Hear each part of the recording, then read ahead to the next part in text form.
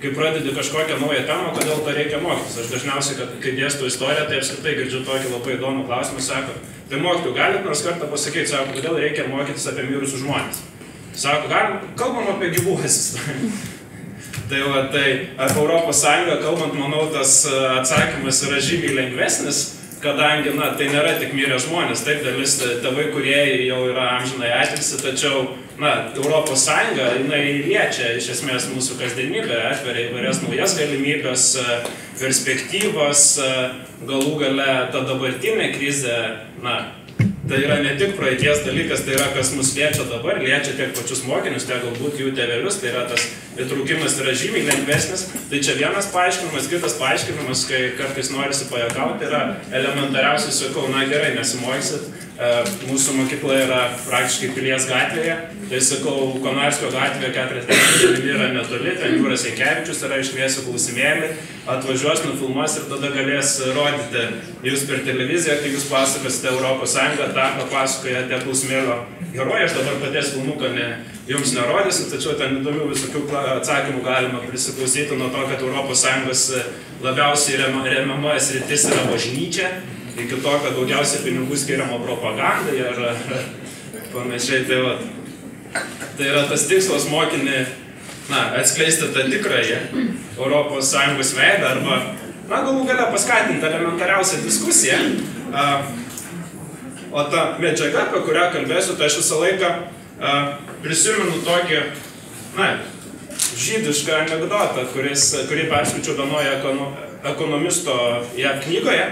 Ir ten iš esmės yra pasakojama apie tai, kaip valtyje sėdi keli žmonės, tai yra katalikų kunigas, protestantų dvasininkas ir rabinas. Ir kartu su jais keliauja toks ekonomistas, kuris yra visiškai skeptikas, neturi jokio tikėjimo, viskas matuoja tik skaičiais, racionaliai. Ir jie plaukia, galų gale valtis yra tokia siaura, ankšta, jiems pabosta ir žydų rabinas sako, aš dabar keliausiu į krantą prasimankštinti raumenų.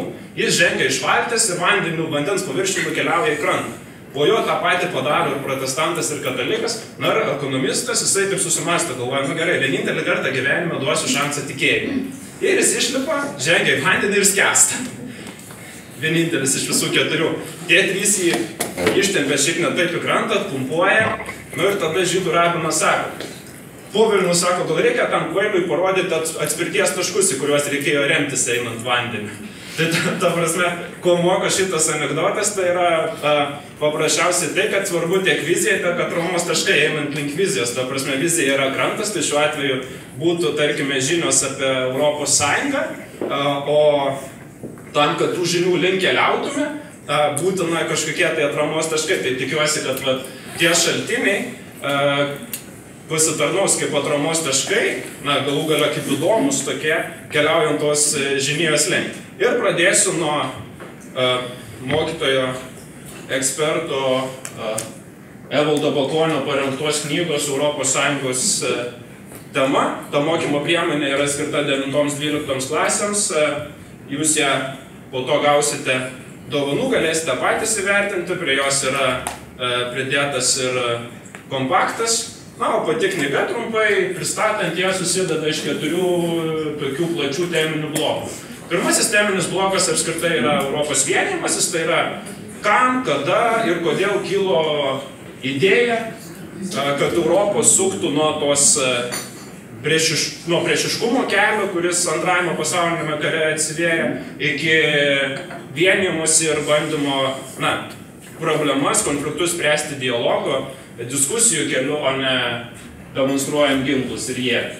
Antrasis skyrius tai yra tokia Europos Sąjungos plėtros, tarkime, apžvalga, tai yra kokios valstybės, kada prisijungia, kokie iššūkiai kilo. Trečiasis skyrius yra jau tas vadinamasis labiau galbūt biurokratinis, tai yra kokios yra pagrindinės Europos Sąjungos institucijos, kaip jos funkcionuoja, kokiu būdu jose yra priimami sprendimai, kokie žmonės ten dirba, kaip jie yra atrenkami, deleguojami. Ir ketvirtasis, tas toksai labiausiai Lietuvą liečiantis skyrius, tai yra Lietuvos perspektyvos, Lietuvos vieta Europos Sąjungoje, iššūkiai laimėjimai. Ir čia aš kada planuodamas savo pamokas, visą teminį bloką labai lengvai remdamas šituo skyriumi 4 susiplanavau. Na ir jis taip labai įdomiai prasideda, mokymus iš karto į pačią tą diskusijos esmę įveda, kadangi pačioje skyriaus pradžioje yra pateiktos 2 ištraukos 2 skirtingų politikų atstovaujančių visiškai priešingas pažiūras.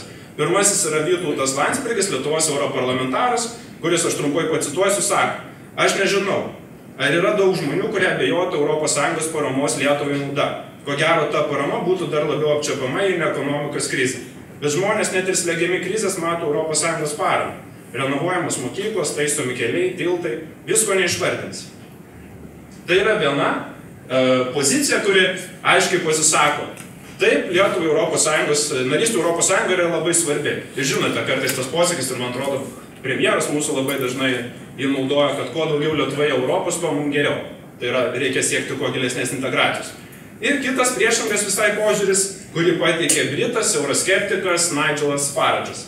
Tai jisai sako: tokios mažos šalis kaip Lietuva prisijungusios prie ES pralošė viską. Jos jau išsilaisvino iš sovietų priespaudos, bet santykinė vakarų gerovė, kuri iš pradžių taip žavėjo, ėmė blankti. Tiesą sakant, sugriuvus Sovietų sąjungai, buvęs Baltijos šalių elitas praturtėjo pardavęs savo šalis ES. Ir jis tai daro iki šiol. Tuo tarpu tai reikėjo prisijungti prie pasaulio prekybos organizacijos ir NATO. Na ir matote, visiškai 2 skirtingi požiūriai ir iš karto provokuoja mokinius galvoti ir patiems bandyti atsakyti į klausimą. Tai kokia ta nauda? Ar apskritai yra, ar tarkime ta nauda nusveria kaštus? Na ir teminis blokas labai lengvai išsidėsto tokiamis temomis kaip politinis Lietuvos narystės ES aspektas, tai yra, ar ta, tarkime, nauda gaunama atsveria tuos kaštus, ką padarė, tarkime, dalies suvereniteto netekimas, kadangi mes, natūralu, Marius tą minėjo, atsisakėme dalies savo suvereniteto ir delegavome į centrinėms ES institucijoms. Ekonominė nauda. Čia irgi yra diskusijų klausimas. Taip, trečdalis beveik biudžeto Lietuvos yra iš ES, tačiau, žinote, yra ta kita, kaip ir Romas Dievas Janas yra dviveidis, viena ranka, tarkim, duoda, kita atima, tai iš karto skeptikai atšauna, sako, taip, bet emigracija ir panašiai. Tai kokia ta nauda, tarkim, verslui? Ir čia neseniai teko imti interviu iš Iljos Laurso, kuris, ir tarptautinių leidinių yra pripažįstamas kaip vienas apskritai pasaulio lyderiaujančių technologijos verslininkų ir rinktas Europos metų vadovu. Tai aš tiesiai šviesiai paklausiu, sakau, tai sakykit, kaip narystė Lietuvos ES jums atsiliepia? Tai iš pradžių irgi sako, 2004 metai buvo labai sunku, kadangi, kompiuterių verslas, universali kalba, nereikia tam mokėti dažnai kitos kalbos, tai sako, iš karto labai smarkiai kilo atlyginimai. Nes paprasčiausiai atsivėrė darbo rinką ir žmonės įgavo galimybę labai lengvai išvažiuoti, tarkime, dirbti į Didžiąją Britaniją, Vokietiją, Suomiją ar panašiai. Tačiau kitu atveju, sako, ta ilgalaikė nauda išaiškėjo palaipsniui ir iš tikrųjų nusvėrė visą tai, kadangi žymiai lengviau pritraukti investicijas ir nebūtinai turint eurą, tačiau, kaip sako, dauguma firmų, tarkime, veikia pagal vadinamus trafaretus, tai yra jos pasiruošusius sutarčių paketus, tarkime, ES erdvėje. Ir paprasčiausiai tai pritaiko, jiems sumažina tai kaštus, tai, investicijos yra pritraukiamas. Tai čia yra ekonominis aspektas, lygiai taip pat galima kalbėti, apie piliečių teisės, išsiplėtusias ir panašiai. Ir bent jau, aš asmeniškai pačia pabaiga mes su mokiniais surengėm tokį, kaip ir debatus, kaip ir rinkiminį šou, kuriame buvo aptarinėjimas, jie darė plakatus ir sako, tai Lietuvai naudinga ES ar ne. Ir galiausiai buvo nuspręsta, kad taip. Grįžtant dar prie vadovėlio, tai čia tikrai yra labai daug įdomios informacijos, aš čia dalį pats pasižymėjau ir tarkime, ir kalbant apie Europos parlamento darbą, tai yra ne tik pristatoma struktūrinė jo veikla, pristatomi įstatymai, tačiau yra, tarkime, ir trumpas tekstas Lietuvos Europos parlamento nario Justo Vinco Paleckio, kuris pasakoja apie savo darbo dieną, galima net sužinoti tokius dalykus, koks žargonas vyrauja Europos parlamente, kas ten per dalykas yra balandinė tokia, kurią kiekvienas Europos parlamentaras turi. Kitas dalykas, pateikiama labai įdomi statistika ir tarkime apie tą patį Lietuvos europarlamentarų darbą nagrinėjant yra surašyta, tiesa, praeitos kadencijos kiekvieno nario pasisakymai, klausimai, rezoliucijos registruotas, na ir tiesiog mokiniams galima juodą ant balto žiūrėti, kas daugiausiai dirbo, kas galbūt, na, tiesiog išvažiavo kelių metų poilsio į Briuselį. Yra ir kitos labai įdomios statistikos, tai tarkime, palyginimas, ką Lietuvai ir ką statistiniam europiečiai reiškia ta pati Europos Sąjunga. Tai Lietuvoje 57% apklaustųjų, tarkime, pasakė, kad jiems iš Europos Sąjungos svarbiausia gaunama nauda yra laisvė keliauti, studijuoti ir dirbti. Antroje vietoje buvo ekonominė gerovė, trečioje tai, kad Europos Sąjunga užtikrina demokratiją, ketvirta tai yra kultūros įvairovės skatinimas ir penktas yra taika. Tuo tarpu europiečių prioritetai, lyginant, išsidėstė šiek tiek kitaip. Jiems irgi pirmoje vietoje yra laisvė keliauti, studijuoti ir dirbti, tačiau antrąją vietą užima euras, kaip Europos vienybės simbolis. Lietuvoje euras net nepateko į penketuką, apklausoje, kuri vykdyta 2009 metais. Trečioje vietoje europiečiai Europos Sąjungos naudą įvertino kaip taip. Ir žinote, dabar Nobelio premija skirta Europos Sąjungai už būtent taikos skatinimą ir tai, kad pagaliau užvėrė tą Europoje vyro visi antagonizmai ilgalaikiai. Ketvirta vieta tai yra tai, kad Europos Sąjunga užtikrina demokratiją ir penkta kultūros įvairovės skatinimas. Na, tiesiog, čia keli pavyzdžiai iš to vadovėlio, kuris norėjau pasidalinti ir tikrai, manau, jie labai įdomus ir galime ten tų visokių įdomių faktų rasti.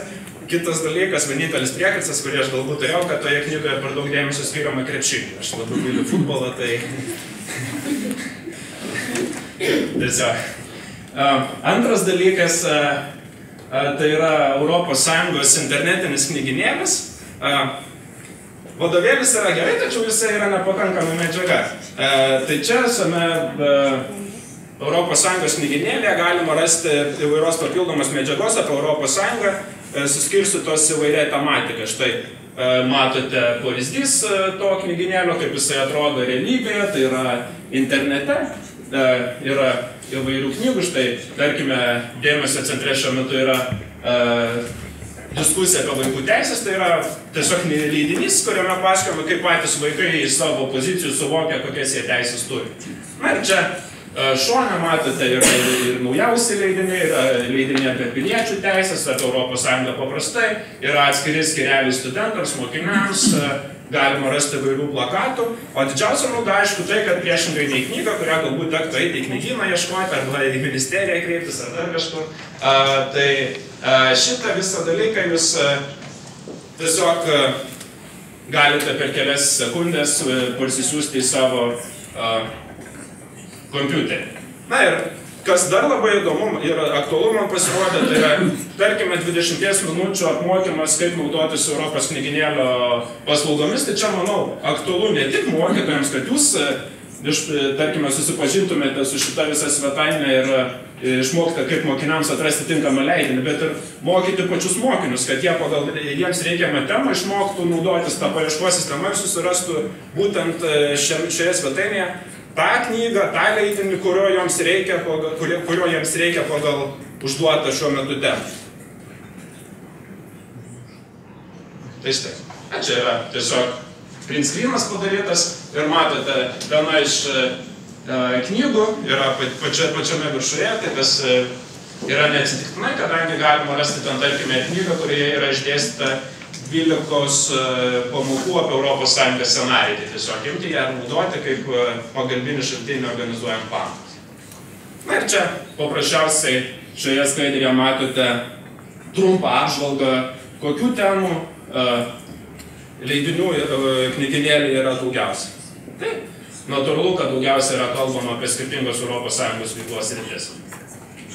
Na ir plačiau panagrinėjus, tarkime, vieną iš kategorijų, kuri kalba apie piliečių teisės, tai matome kelis leidinių pavyzdžius, tai yra darbas kartu siekiant integruoti Romus, kas, manau, aktualu ir Lietuvoje, ypač Vilniuje, kova su moterų ir vyrų darbo užmokesčių skirtumų Europoje, leidinys apie laisvę judėti ir gyventi Europoje, tai tarkime, čia iš karto pateikiama ir galima užduotis, ką galima su mokiniais diskutuoti aptarus tą leidinį, tai yra aptarti Europos Sąjungos pilietybės, jos naudą, trūkumus ir, na, kad mokiniai galų gale žinotų tai, ką, pavyzdžiui, Marius pasakė, kad jeigu jie kažkada išvažiuos studijuoti ar laikinai gyventi kažkurioje kitoje Europos Sąjungos šalyje, kad jie prisiregistruos tenai ir galės dalyvauti vietos savivaldos rinkimus.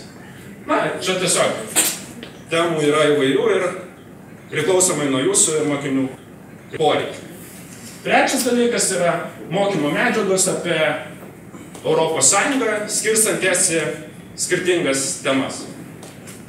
Tai galima pradėti nuo įvairių skaidrių apie Europos Sąjungą rinktinę. Tai yra tikrai labai įdomi ir naudinga svetainė, kuri tiesiog duoda tam tikrų labai gerų paruoštukių.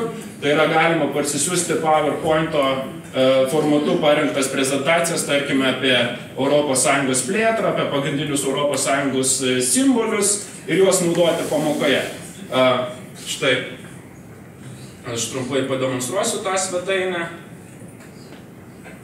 Ir čia galite, matote, kur pelė mano stovi, yra tiesiog visas šitas skaidrės galima parsisiųsti vienoje rinkmenoje. Matome ir Europos Sąjungos žemėlapį, galų gale matome pagrindinius žmonės, kuriems turime būti dėkingi už vieningos Europos idėjos atskleidimą ir darbą vardan jos. Matome pagrindinius Europos Sąjungos simbolius, oficialias kalbas Europos Sąjungos, plėtrą žemėlapyje labai puikiai išdėstyta, kaip Europos Sąjunga keliavo nuo 1900 Europos bendrija nuo 1952 iki 2007 metų. Ta žemėlapį netrukus teks pildyti, kadangi ir Kroatija prisijungs, matote čia. Na, tiesiog apie plėtrą kalbame ir daug įvairių kitų skaidrių. Tarkime, kad ir tas pats kandidačių pristatymas. Europos centrinio banko svetainė. Tai galbūt labiau tinka ekonomikos mokytojams arba tiems, kurie savo pamokose, kad ir istorijos labiau mėgsta liesti ekonominius istorijos aspektus. Na, tikrai labai įdomi ir naudinga svetainė, o ta nauda, kuo jį pasireiškia, tai, kad yra ir įvairių žaidimų toje svetainėje ir filmukų. Štai, tarkime, puikus filmukas apie kainų stabilumą ir tai, kas yra infliacija, ir tame filmuke labai įdomiai parodyta. Tai yra tiesiog tam tikra metodinė medžiaga, kaip aš juokauju man pačiam, tarkim, kaip mokytojui, kaip padaryti pamoką įdomią, nes pamokos pradžioje, kai mokytojas atsistoja ir tiesiog pradeda vardyti infliacijos privalumus ir trūkumus, ta tokia ekonominių žargonų, tai yra dalis mokinių užmiega ir galų gale vienas iš mokinukų susapnuoja sapną, kuriame štai ši pabaisa reiškia infliaciją ir tiesiog tie mokinukai tame sapne turi nukauti tą pabaisą. Na štai, kita dalis šioje Europos centrinio banko svetainėje yra įvairūs filmai. Tai tarkime, yra pateikiama trumpa Europos Sąjungos istorija, 6 minučių filmukas, tai čia yra kalbama apie Europos centrinio banko vaidmenį, jo uždavinius, kaip jisai vykdo pinigų politiką ir strategiją. Na ir galų gale, tarkime, kas irgi yra labai įdomu ir ko aš, pavyzdžiui, pats nežinojau, kol nepamačiau to filmuką, tai yra euro banknotų ir monetas. 4 minučių filmukas, kuris parodo apskritai, kaip buvo kuriamas euras, ne ta prasme ekonominio dizaino, grafikos prasme, kokie buvo pateikti projektai, kaip euras turėjo atrodyti kitų, tarkime, menininkų akimis.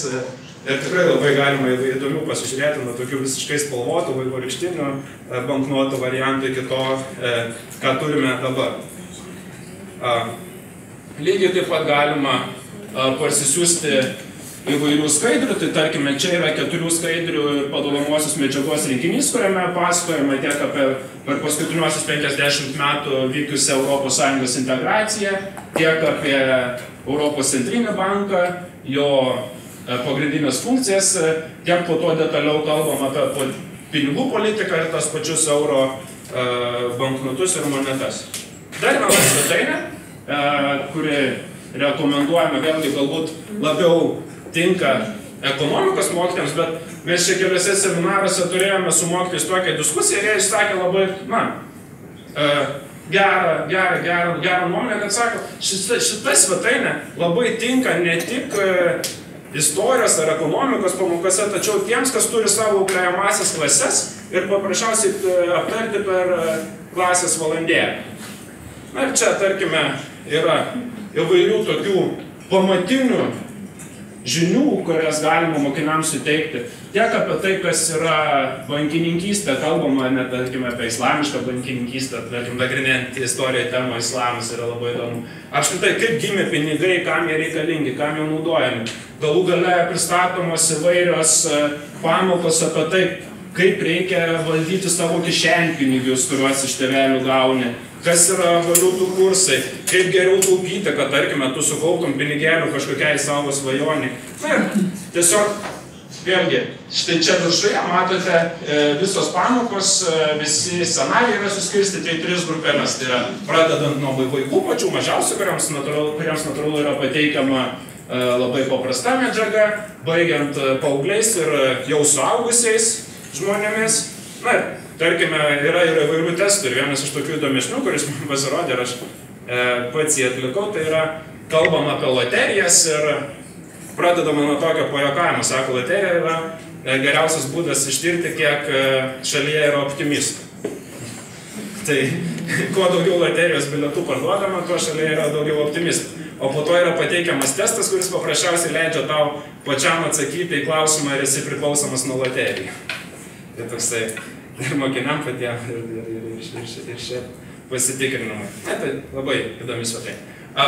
Mokomoji medžiaga apie Europos Sąjungą įvairiomis temomis. Ir vėlgi labai gera svetainė, kurioje viskas labai tvarkingai suskirstyta į kelias grupelės. Tai yra pamokų scenarijai, įvairūs leidiniai, kurie pradedant skirti vaikams, tarkime, iki 9 metų, tai yra, kad ir spalvinimo užduotėlės, komiksai, piešinukai, kuriuose, na, jau patiems mažiausiams labai paprastai ir taigi yra paaiškinama, kas yra ta Europos Sąjunga. Ir baigiant jau vyriausiaisiais, kuriems yra pateikiami žymiai sudėtingesnių pamokų scenarijai. Ir kas yra įdomu, tai vėlgi, tarkime, atsiprašau, vat štai, yra nuoroda po šias skaidrės visas gausite į savo elektroninį paštą. Labai geras puslapis, kuris pristato Europos Sąjungos steigėjus. Tai yra apie kiekvieną steigėją, pavardės matote čia, tai tarkime tas pats Konradas Adenaueris, Josefas Bešas, Italas Altieras Spinelis. Ir apie kiekvieną šių tėvų galima pasižiūrėti trumpą filmuką, štai tarkime filmukas apie Konradą Adenauerį, su ištrauka realia, kaip jisai kalba, kaip jisai atrodė, koks jisai žmogus buvo. Užstrigęs internetas, tai tiesiog tiek to, galėsite viską patys pažiūrėti. Ir štai apačioje matote, apie kiekvieną tėvą steigėją yra paruošta labai smagi PDF-inė prezentacija, kurioje tiesiog plačiau galite pasiskaityti ir patiems mokiniams duoti susipažinti su tais žmonėmis ir jų pasiekimais. Vaizdo medžiaga.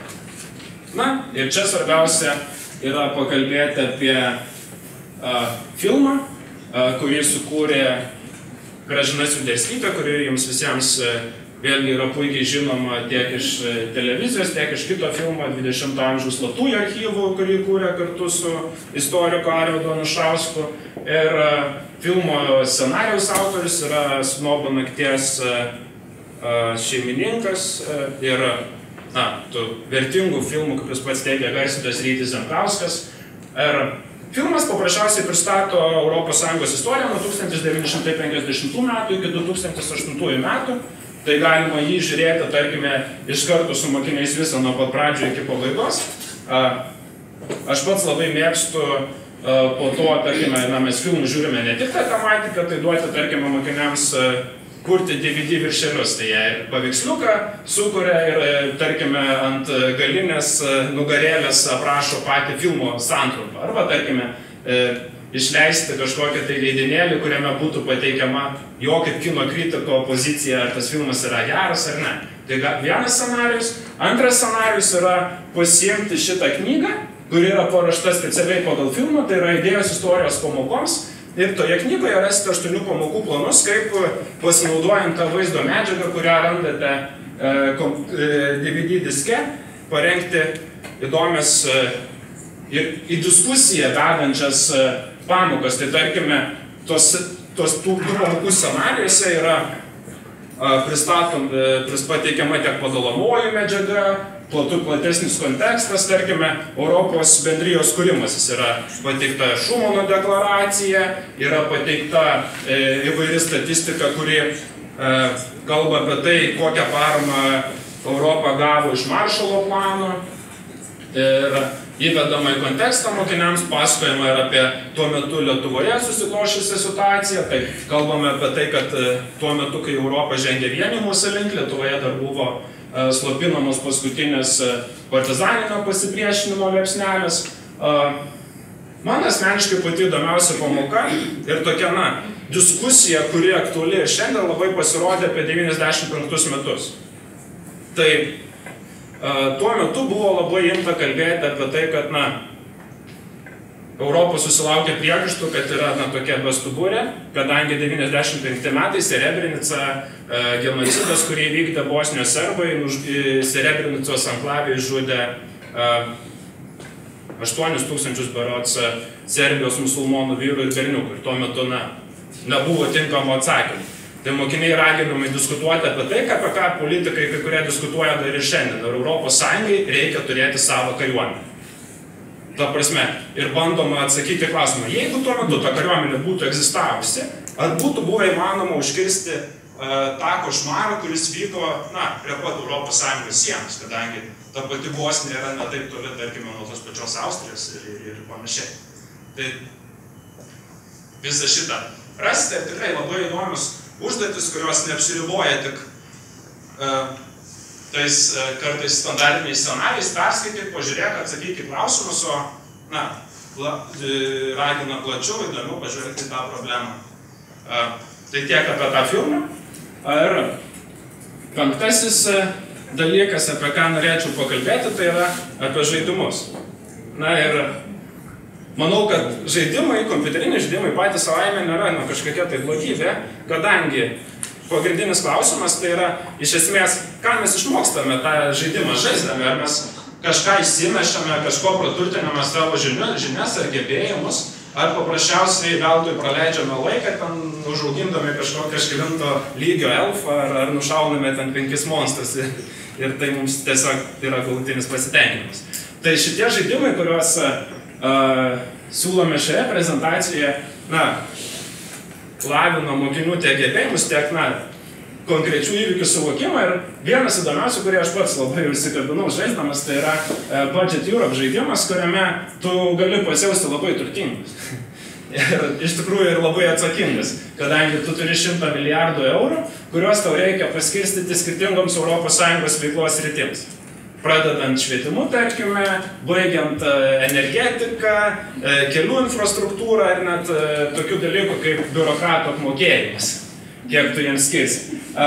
Šituos pinigėlius reikia išdalinti, mokinys, ką jisai daro, jisai tampo tuos pinigėlius vienai sričiai, kitai sričiai ir jisai gauna tokius atsakymus, tarkime, tu skiri pinigėlių mokyklai, švietimui, moksliniams tyrimams, išlenda toks žmogeliukas ir sako, ačiū tau, nes dabar dėka šitos paramos mano klasėje yra interaktyvi lenta ir pamokos tapo žymiai įdomesnis. Skiri kelių infrastruktūros gerinimui išlenda vadinamosios fūros vairuotojas, kuris sako, o dabar aš krovinį į Vokietiją nugabenu žymiai greičiau negu kad iki tol. Tai tiesiog tie atsakai yra, kaip parodymas mokiniams, kaip tiesiogiai kiekvienas, tarkime, išleistas euras veikia kasdienį tą žmonių gyvenimą ir kaip gali padėti, tam tikrą prasme, trūkumas pinigų kliudyti. Ir mokinys, norėdamas gauti galutinius to žaidimo rezultatus, turi 5 tokius pastebėjimus atsakyti tą vadinamą dabar populiarią Twitterio formą. Tiesiog.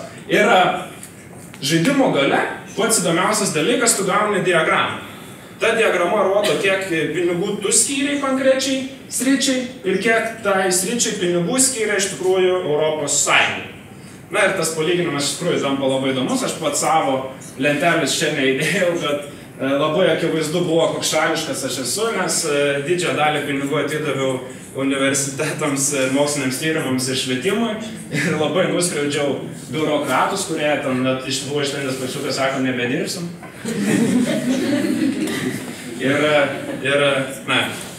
Žemės ūkį, bet čia taip gavosi paprasčiausiai dėl to, gal, kad esu miesto vaikas, augęs ir ant asfalto.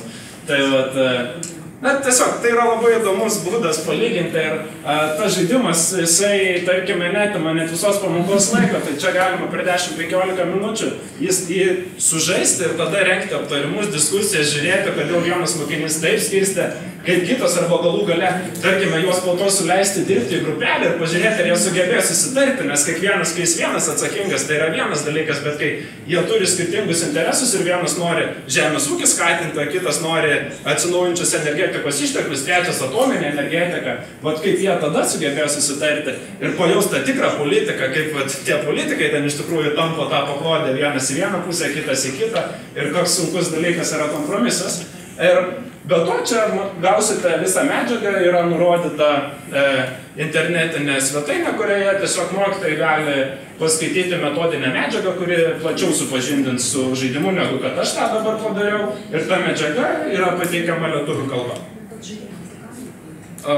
Taip. Bet ten labai paprastai, tai ten tiesiog turi pinigėlius ir sritis, nebent reikia įsiversti tas kur skirstai. Taip. Kitas dalykas, tai yra kūrybiškos užduotis moksleiviams. Ką jie gali padaryti įdomus, tai čia irgi veikiausiai priklauso nuo jų kūrybiškumo, nuo to,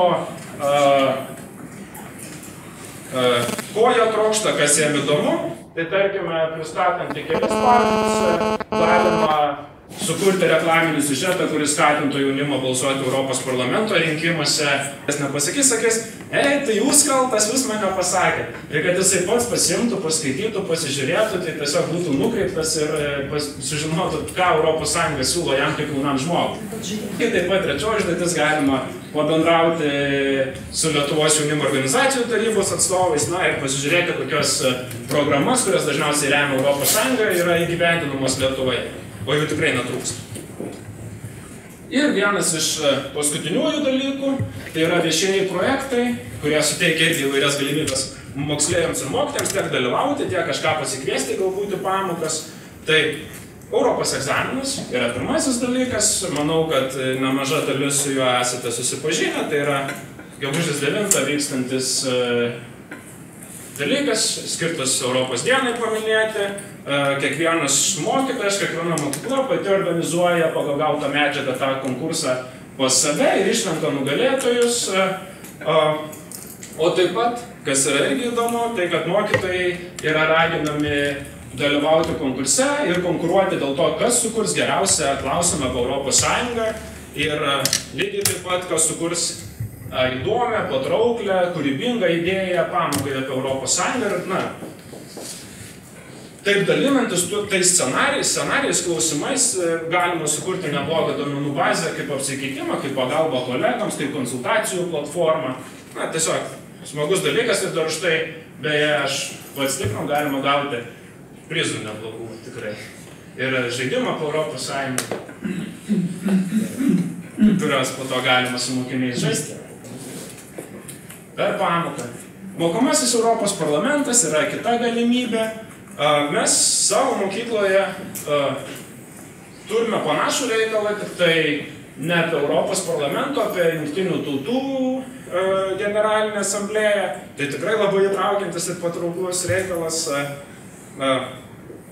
Ir mokiniai turi įvairių galimybių, tiek rengti simulacijas, tarkime, vietinių, mokyklos lygmenių, tiek dalyvauti regioninėse sesijose, po to, jeigu esi labai motyvuotas, stengiasi, dirbi, tai gali išvykti net į užsienį sudalyvauti, tai tarkime, mūsiškai, kaip ir minėjau, su Jungtinių tautų simulacinių modelių dalyvavo neseniai Varšuvoje. Na ir tikrai labai įdomi patirtis, kadangi, aišku, priklauso dar nuo kokią šalį tu gauni atstovauti, nes jeigu, tarkime, labai įdomu, jeigu gausi kokią Zimbabvę. Europos Sąjungoje ta įvairovė yra šiek tiek mažesnė, vis tiek tai yra tokios, demokratiškesnės šalis, kurios, turi panašesnius interesus, tačiau vis tiek konfliktai nori, nenori kyla. Ir čia, kaip minėjau, labai įdomu ir, tarkime, tie simuliavimo būdai irgi yra bent jau dvejopi. Vienas dalykas, kai tu gali organizuoti Europos parlamento simulaciją, kai įsivaizduoja, jog mokinys kaip europarlamentaras atstovauja konkrečiai šalį, gina jos nacionalinius interesus. Antras atstovavimo būdas yra susiskirstyti tas realias Europos parlamente veikiančias frakcijas, ir įsigilinti jų atstovavimo platformą, ideologiją, pažiūrėti, ką gina, tarkime, socialistai, ką gina Europos liaudės partija, kuri yra konservatyvi. Tai jau, labai patrauklus dalykas. Dar vienas dalykas yra Europos jaunimo komanda, kuri vienyje jaunimą nuo 16 iki 29 metų ir kuri suteikia galimybę tiek pasikviesti mokytojams pagalbininkų į pamoką, tų pagalbininkų, kurie gali pravesti kažkokią diskusiją, prezentaciją, galų gale tai, kas dabar labai populiaru, tarkime, kažkokį protmūšį, viktoriną. Ir kitas dalykas tai yra paprasčiausiai skatinimas patiems mokiniams, kurie man jau nuo 16 metų gali įsijungti tą komandą, patirti to savanoriško darbo džiaugsmą, galima dalinti savo žiniomis, mokyti savo kolegas, skatinti juos. Tai kiekvienais metais yra rugsėjo mėnesį internete viešai paskelbiama, kad vyksta konkursas, kurio metu atrenkami tos Europos jaunimo komandos nariai. Tai paprasčiausiai galima paskatinti savo mokinius prisijungti prie šio reikalo, o esant reikalui, lygiai taip pat pasikviesti to jaunimo komandos atstovus. Ir štai, apibendrinant, aš manau, kad tikrai įvairių šaltinių pristačiau. Aišku, vieni jums tiks jų labiau, kiti mažiau. Čia tas amžina, manau, diskusija, kuri mane persekioja tiek, tarkime, nuo pačių studijų, kai aš studijavau politikos mokslus ir ten amžinai būdavo kalbama ir diskutuojama, kas yra politika, praktika ar teorija. Tai yra, užtenka tau išmanyti kažkokią teoriją, perskaityti ar Marksą, ar liberalų kažkokią teoriją ir tada jau esi labai protingas po 4 metų bakalauro studijų eiti ir keisti pasaulį, ar tau reikia išmanyti praktiką, tai pedagogika irgi panašiai, ar užtenka teorijos tik tiek praktikos, o praktika dažnai labai skiriasi nuo teorijos, kas yra labai paprastai pastebima. Tačiau manau, kad tie šaltiniai, tie vadovėliai, žaidimai, internetinės svetainės yra labai naudingos, kad mokiniai keliautų tos žinijos link. Ir užbaigiant šį skyrių, tai žmonės, mokytojai labai dažnai klausdavo manęs anksčiau, ką reiškia šitą geltoną rodiklytę, kurią turiu. Dabar tų klausimų mažiau kyla, kadangi rinkimai baigėsi, nes anksčiau tie įtariau, sako, tai čia rinkiminė agitacija, užsiiminėjusi klevai rodiklė, kuri rodo eiti kairę, tai sakos, už socdemus dabar jau agituosi. Tai sakydavo, kad ne, šita rodiklė yra mano kaip mokytojo tam tikras simbolis, jie yra iš Santiago de Compostelos, tai yra piligriminio kelio, kurio kelius šimtus kilometrų, 700, jeigu eini visą kelią, žmonės keliauja į Santiago katedrą, kurioje, kaip tikima, yra palaidota apaštalo Jokūbo palaikai. Tai kalbant apie mokytojavimą kaip simbolį, tai šita rodiklė būtent yra to kelio simbolis, to kelio, kurį kiekvienas mokinys pats turi nueiti ir mokytis, jo ant rankų tikrai nenunešti. Aš manau, kad būtent šie šaltiniai labai palengvins tą kelią mokiniams ir jį padarys įdomesnį, ne tokį nuobodų, nes neseniai vienoje klasėje, tiesa ne per mano pamokas, tačiau per lietuvių kalbos mokiniai diskutavo apie senovės graikų mitus ir ten, žinote, vienas iš tų įdomiausių mitų yra apie Minotaurą, kuris labirinte slipėjo ir kur Tesėjas tik tai siūlo pagalbą, sugebėjo iki jo nusigauti ir po to rasti kelią atgal. Tai po to mokiniai buvo paklausti, sako, tai ką tas mitas, tarkime, dabar gali priminti, ta prasme, nes labirintas yra tokio sudėtingumo simbolis, tai vienas iš atsakymų buvo Europos Sąjungai. Sako, sunku ten meniškai suprast, kas ką veikia ir už ką atsakingi. Tai manau, kad tie šaltiniai gali paprasčiausiai padėti labai supaprastinti to išėjimo iš labirinto paieškas.